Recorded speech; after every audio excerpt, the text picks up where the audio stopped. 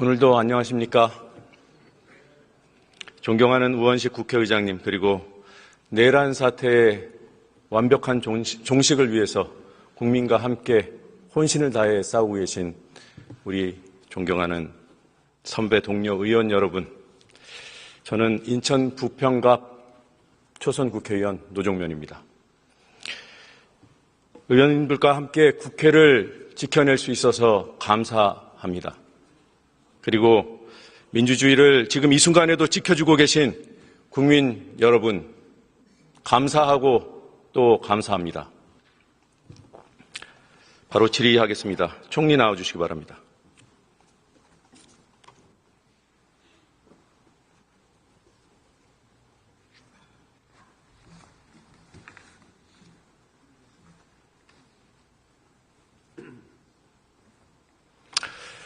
지금 이 순간에도 대통령 경호처에 압수수색 방해가 이루어지고 있습니다. 알고 계시죠? 네, 아직 보고를 제대로 받고 있지 못합니다. 네. 이런 상황은 시시각각 보고를 받으셔야 합니다. 지금 6시간째 대치가 이루어지고 있고 압수수색이 진행되지 않습니다. 압수수색 영장 집행이 안 되고 있는 상황은 옳지 않다고 하셨죠? 공권력의 즉각적인 투입을 지시하시겠습니까? 법에 따라서 이루어져야 된다고 생각합니다. 들어가십시오. 이호영 경찰청 차장님 나와주십시오.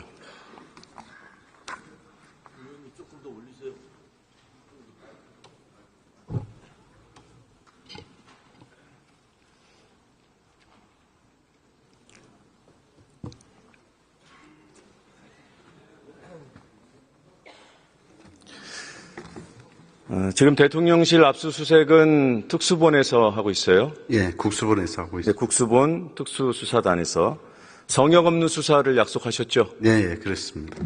지금 이렇게 장시간 영장 집행이 방해받고 있습니다. 이건 내란 사건 수사에 대한 방해이고 또 내란 수괴를 비호하는 일일 수 있어요.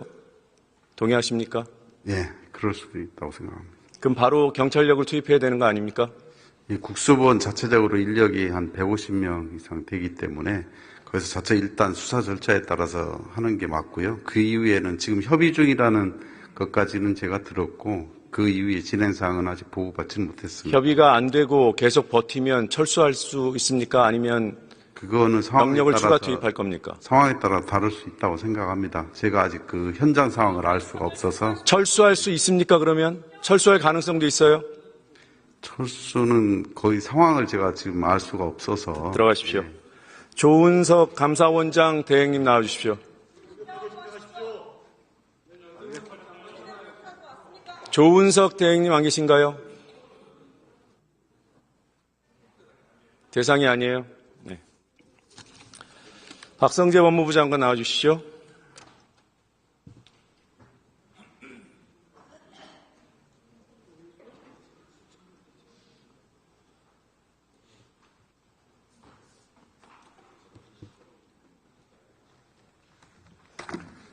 네, 12월 4일 저녁 이상민, 이완규, 김주현 외에 동석 환자가 더 없었습니까? 제 기억으로 4명이 식사를 한 것 같습니다. 네, 그 정도면 한 것 같은 게 아니라 했다고 말씀하시면 됩니다. 확실하죠? 저는 그렇게 알고 있습니다. 7시 반경에 들어가서 8시 반경에 나온 게 맞습니까? 정확한 시간 모르겠는데 가는데 시간이 많이 걸려서 7시 반인지 정확하게 제가 시계를 못 봤습니다. 네, 오밤중은 아니고 저녁 무렵인 거죠? 저녁 식사를 하러 갔습니다. 네, 삼청동 대통령 안가가 맞고 예. 대통령 안 왔습니까? 확실히? 예. 그리고 그날의 모임은 해가기 전에 이제 더 못 볼 테니까 얼굴이라도 보자 이런 취지가 맞고요. 예. 그런데 거기서 대화는 그날 있었는 게 도대체 무슨 일이 어떻게 됐나 하는 이야기가 안 나올 수는 없는 그런 상황이었습니다. 네. 이제 더 이상 보기도 힘들고 엄중한 일이 발생했고 그런 상황인데 질문을 들어주세요. 왜 1시간 만에 나왔습니까? 할 얘기가 많으셨을 텐데. 다들 그렇게 즐겁고 그런 분위기가 침잠한 분위기라서 바로 다 헤어졌습니다. 네. 윤석열 없이 대통령 삼청동 안가에서 모인 게 맞죠? 예. 네. 그럼 질문을 바꿔보겠습니다. 잠시만요. 질문을 바꿔보겠습니다. 삼청동을 빼죠? 12월 4일 윤석열을 만난 적이 있습니까? 없습니다. 용산에도 대통령 안가가 있죠? 저는 모릅니다. 함께 동석했던 사람들 중에 일부가 용산 삼각지로 이동한 것으로 파악이 됩니다. 이 내용 아십니까? 저는 알지 못합니다. 그 자리 일어나자고 누가 했습니까? 삼청동에서.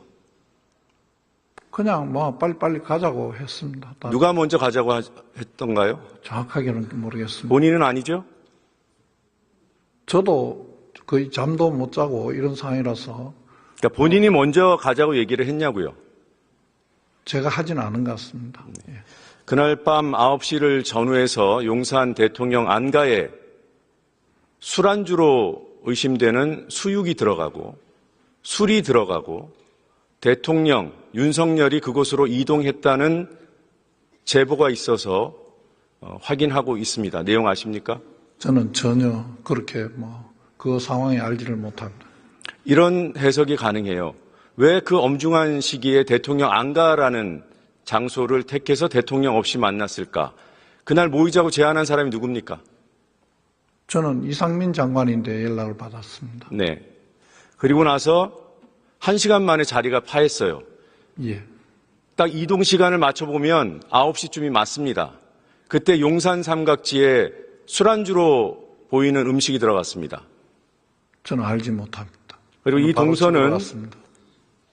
알겠습니다. 여기까지 하겠습니다. 잠시 들어가시고요. 경찰청 차장 잠시 나오시죠.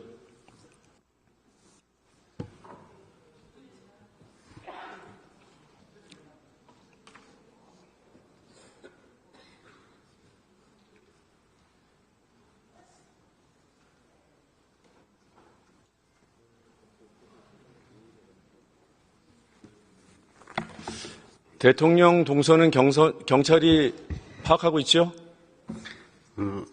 대통령실 안에 동선은 바깥에 이제 경호경비나 이런 측면에서는 파악하고 있습니다. 네, 대통령이 관저나 대통령실에서 나와서 있을 외부의 때만 안가로 갔다면 그 이동이 파악되는 거죠? 어느 정도 파악할 수 있다고 생각합니다. 12월 4일 저녁에서 밤 사이 대통령의 이동을 확인했습니까? 그건 제가 확인하지 못했습니다. 확인하지 못했어요? 보고를 없었어요? 제가 받질 못해서요. 네. 즉시 파악해 볼 수 있습니까? 그건 아마 경호상의 문제가 있어서 거기하고 협의를 해야 되는데 내란이 일어난 상황에서 이루어진 대통령, 내란 수계의 이동 동선이에요. 그게 국가 기밀이에요? 한번 파악해 보겠습니다. 한번 정확하게 파악해서 국회에 보고해 주시기 바랍니다. 알겠습니다. 약속하신 거예요? 들어가시기 바랍니다.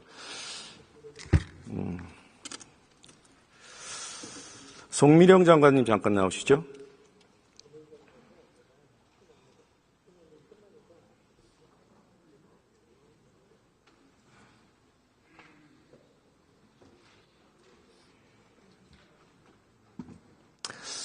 제가 장관님을 굳이 부른 것은 당일의 일을 소상히 국민께 밝히는 것이 그나마 도리를 다하는 것이다. 이런 취지로 말씀하셨어요.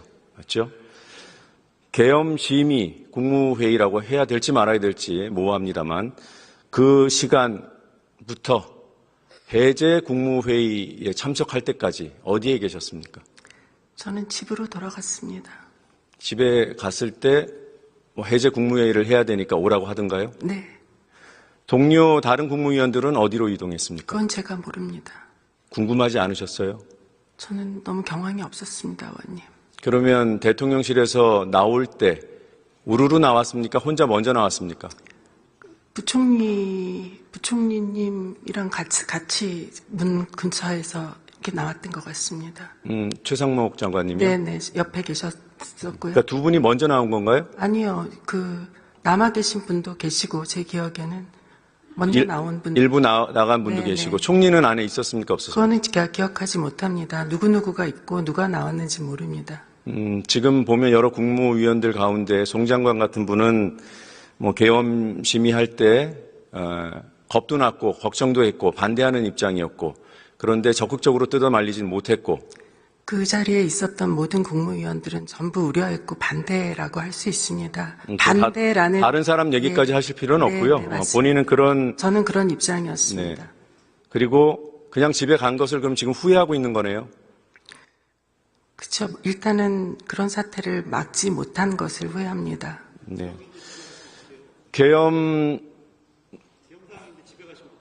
어떻게 하는지도 몰랐습니다. 계엄이 뭔지도 모르고요. 네. 예, 그러니까 위기 상황에 대처를 제대로 못 하신 거예요. 네, 그렇습니다. 그 부분에 대해서 법적 책임을 질 그런 각오가 되어 있습니까? 네, 필요하다면 책임져야 합니다. 내란의 공범일 수 있다는 점도 인정합니까? 공범은 인정 안 합니다. 그래요? 네, 왜냐하면 저는 동의한 적이 없거든요. 내란의 막지 못한 무능함, 무력함은 있지만 동조한 적은 없습니다. 네, 부하 내동하는 행위 그리고 단순 관여까지도 처벌된다는 점 아십니까? 관여한 적도 없습니다. 그 자리에 있었던 것은 관여가 아닌가요? 막지 못한 것은 관여가 아닌가요? 막을 수 있는 사람이 대한민국에 몇 명이나 되겠습니까? 막을 수 있는 사람이 바로 여러분들이 그 현장에서 막았으면 일어나지 않았을 일을 막지 못했어요. 그게 관여가 아닙니까? 저는 관여라고는 생각하지 조국적인 관여도 아니다. 네, 들어가십시오. 한덕수 총리님 나와주십시오.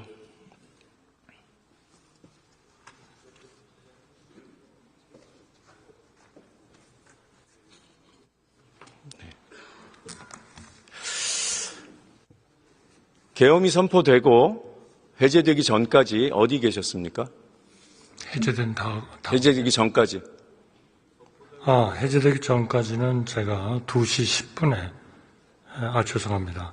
11시 5분에 대통령실을 출발해서, 광화문에 있는 제 청사, 서울청사 국무총리실로 복귀해서, 국조실장을 비롯한, 간부들과 같이 상황을 점검하고 있었습니다. 계엄 상황을 점검하신 거네요? 계엄 상황에 대해서는 제가 직접 그걸 하지는 못하고요. 앞으로 어떻게 이 계엄으로부터 오는 우리 국정에 대한 후폭풍, 비록 해제는 우리 국회에서 그렇게 해주셔가지고 우리가 바로 조치를 했지만 이 여파는 우리 경제나 대외 신인도나 이런 쪽에 굉장한 영향이 있을 거라고 생각을 했습니다. 그래서 어떻게 관련 부처들하고 이 문제를 앞으로 계속 해나갈 건지 그런 얘기를 하고 있었습니다. 그러니까 그게 계엄을 막는 조치를 논의한 게 아니라 계엄 상황에 적응하는 방식을 논의한 거잖아요. 계엄을 막는 것은 이미 공포가 된 상황이다. 저희는 그렇게 판단합니다. 이걸 현실로 인정하셨군요. 스스로 내란 공범이라고 생각하지 않으십니까? 그렇게 생각하지 않습니다. 네, 들어가십시오.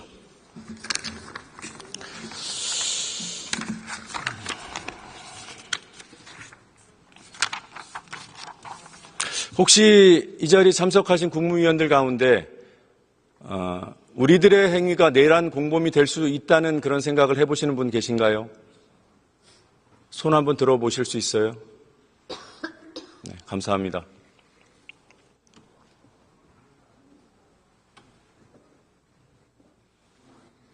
우린 다 죽을 뻔했습니다. 살인 방조범들 아닙니까?